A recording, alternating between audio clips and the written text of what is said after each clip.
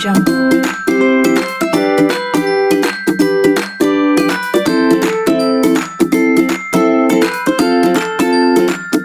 Audio Jungle.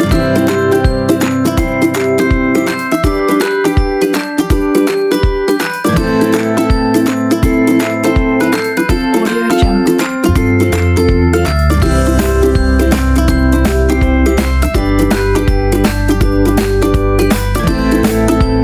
Audio Jungle.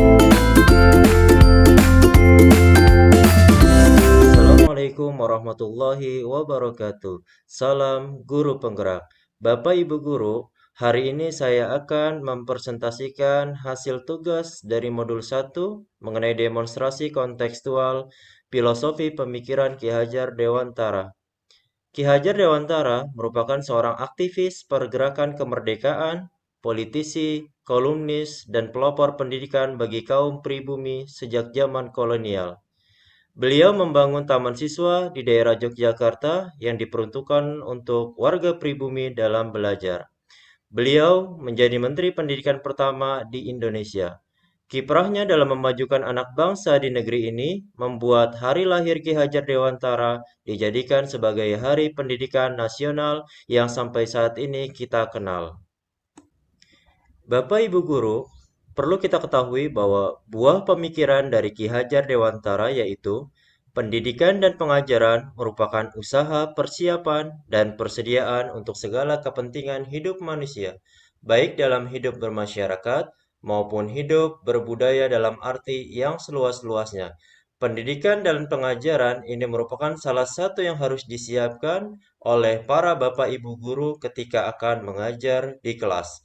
Tujuan pendidikan menurut Ki Hajar Dewantara yaitu menuntun segala kodrat yang ada pada anak-anak agar mereka dapat mencapai keselamatan dan kebahagiaan yang setinggi-tingginya baik sebagai manusia maupun sebagai anggota masyarakat. Pendidikan dan pengajaran itu sendiri yaitu memerdekakan manusia sebagai bagian dari persatuan rakyat. Manusia merdeka adalah manusia yang hidupnya lahir atau batin tidak tergantung pada orang lain, akan tetapi bersandar atas kekuatan sendiri. Sesuai dengan tujuan pendidikan yang disampaikan oleh Ki Hajar Dewantara, bahwa tujuan pendidikan adalah menuntun segala kodrat yang ada pada anak, agar mereka dapat mencapai keselamatan dan kebahagiaan yang setinggi-tingginya, baik sebagai manusia maupun sebagai anggota masyarakat. Dalam proses menuntun itu sendiri, anak-anak diberikan kebebasan, sedangkan pendidik adalah sebagai pamong yang memberikan tuntunan dan arahan agar anak tidak kehilangan arah dan membahayakan dirinya. Jadi, sebagai guru atau pamong dapat memberikan tuntunan agar anak-anak bisa menemukan kemerdekaannya dalam belajar. Selain itu, anak mampu mengelola dirinya untuk hidup bersama dengan orang lain.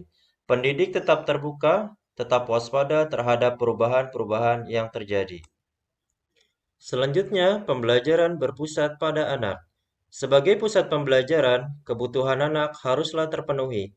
Anak perlu merasa aman, nyaman, berharga, dicintai, dan dipahami akan mendorong munculnya motivasi dan kesadaran anak untuk belajar.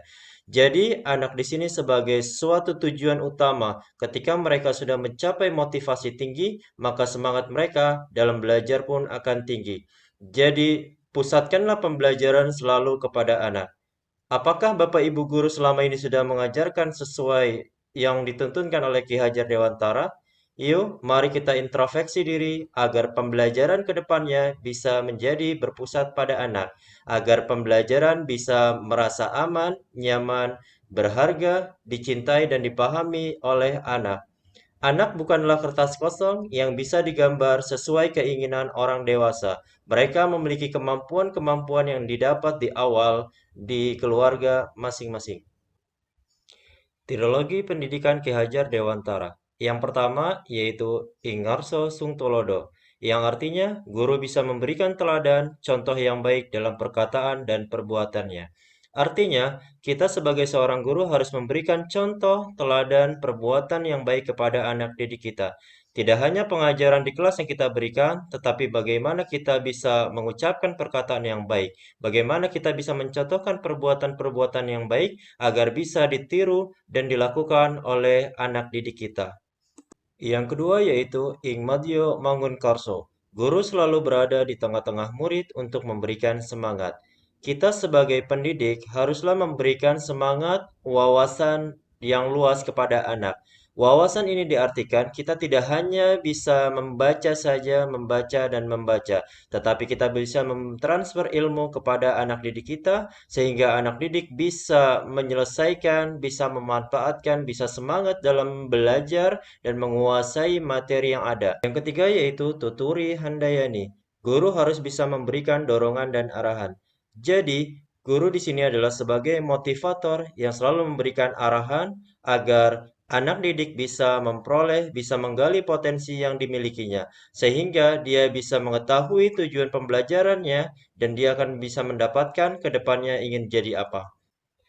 Bapak Ibu guru, pendidikan itu berarti daya upaya untuk memajukan budi pekerti dan jasmani anak yang selaras dengan alam dan masyarakat. Budi pekerti itu sendiri adalah perpaduan antara gerak, pikiran, perasaan, dan kehendak atau kemauan sehingga menimbulkan tenaga.